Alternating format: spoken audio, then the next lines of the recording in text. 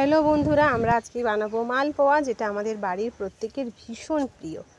এটা বানানোর জন্য কলাগুলোকে খোসা ছাড়িয়ে নিতে হবে একটা পাত্রের মধ্যে, এবং ওই পাত্রে একটা ছোট বাটির মাপ করে আমরা 3 বাটি ময়দা নিয়ে নেব। এরপর 2 বাটি সুজি,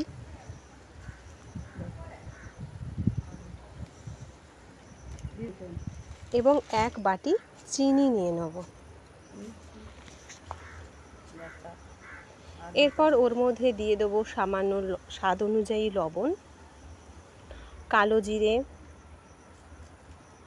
এবং হাফ চা চামচ বেকিং সোডা। এরপর সমস্ত উপকরণগুলোকে ভালোভাবে আমরা মিশিয়ে নেব।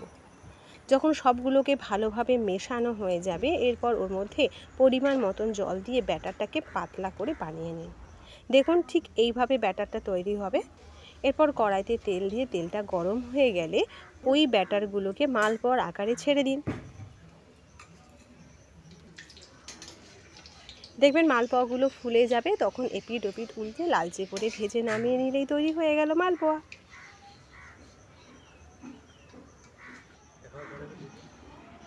দেখা হচ্ছে পরের ভিডিওতে। টাটা।